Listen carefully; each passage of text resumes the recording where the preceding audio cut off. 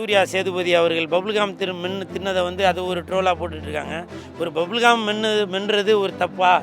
அவர் வந்து தடை விதிக்கப்பட்ட பொருட்கள், இந்த கூலிப்பு, அன்ஸு, பான்பராக்கு அந்த மாதிரி எதுவும் போட்டிருந்தாரா? இல்லை அவர் மேலே எதுக்கு அவ்வளோ வன்மம், எதுக்கு அவ்வளோ வைத்தறிச்சல்?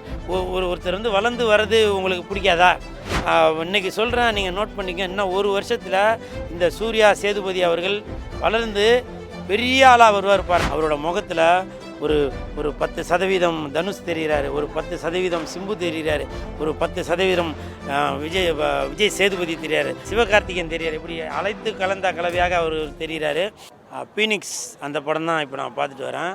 படம் நல்லா அருமையாக இருக்குது. படத்தோட கதாநாயகன் விஜய் சேதுபதி அவர்களுடைய மகன் சூர்யா சேதுபதி அவர்கள் நடிச்சிருக்காங்க. படம் பார்க்கும்போது அந்த சூர்யா சேதுபதி கதாநாயகன் அவர்கள் ஒரு கதாநாயகனாக மட்டும் தெரிய மாட்டார், நம்ம ஃப்ரெண்டு மாதிரி தெரிவார். நான் மச்சான், மாப்பிள அப்படின்னு சொல்லும்போது எப்படி நம்ம ஃப்ரெண்டாக தெரியுமோ அந்த மாதிரி ஒரு ஃப்ரெண்டாக தெரிவார். அது மட்டும் இல்லை, கதாநாயகனாக நடிப்பதற்கு முழு திறமையும் இருக்குது. ஏன்னா அவரை பார்க்கும்போது அவரோட முகத்தில் ஒரு 10% தனுஷ் தெரிகிறாரு, ஒரு 10% சிம்பு தெரிகிறாரு, ஒரு 10% விஜய் சேதுபதி தெரியாரு, ஒரு 10% குல் சுரேஷ் தெரிகிறாரா? ஓகே, சிவகார்த்திகேயன் தெரியார். இப்படி அழைத்து கலந்த கலவையாக அவர் தெரிகிறாரு. அது மட்டும் இல்லை, நிறையா பேர் வந்து அந்த தம்பி சூர்யா சேதுபதி அவர்கள் பபுல்காம் தின்னதை வந்து அது ஒரு ட்ரோலாக போட்டுட்ருக்காங்க. ஒரு பபுல்காம் மென்றது ஒரு தப்பா?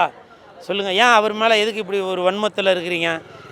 அவர் வந்து தடை விதிக்கப்பட்ட பொருட்கள், இந்த கூலிப்பு, அன்ஸு, பான்பராக்கு அந்த மாதிரி எதுவும் போட்டிருந்தாரா? இல்லை பபுல்காம் தானே போட்டிருந்தாரு. பபுல்காம் போட்டிருந்தாக்க மென்னுக்கிட்டு தானே பேச முடியும். இதை போய் ஒரு ட்ரோல் பண்ணிட்டுருக்கீங்களே, அவர் மேலே எதுக்கு அவ்வளோ வன்மம், எதுக்கு அவ்வளோ வைத்தறிச்சல்? ஒருத்தர் வந்து வளர்ந்து வர்றது உங்களுக்கு பிடிக்காதா? ரொம்ப தர்ம சங்கடமாக இருக்குது அந்த மாதிரிலாம் பார்க்கும்போது.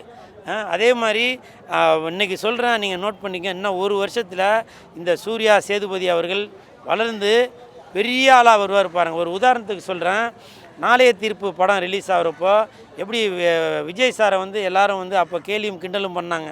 ஆனால் இப்போ அவர் வளர்ந்து நாளைய முதல்வர் அப்படின்னு சொல்கிற அளவுக்கு வளர்ந்துருக்காருன்னா அதுக்கு அவருடைய விடாமுயற்சி தான் காரணம், தன்னம்பிக்கை தான் காரணம். அதே மாதிரி இந்த சூர்யா தம்பி அவர்களும் கண்டிப்பாக ஒரு மிகப்பெரிய இடத்துக்கு வருவார். இந்த பீனிக்ஸ் படம் பார்க்குறதுக்கு காரணமே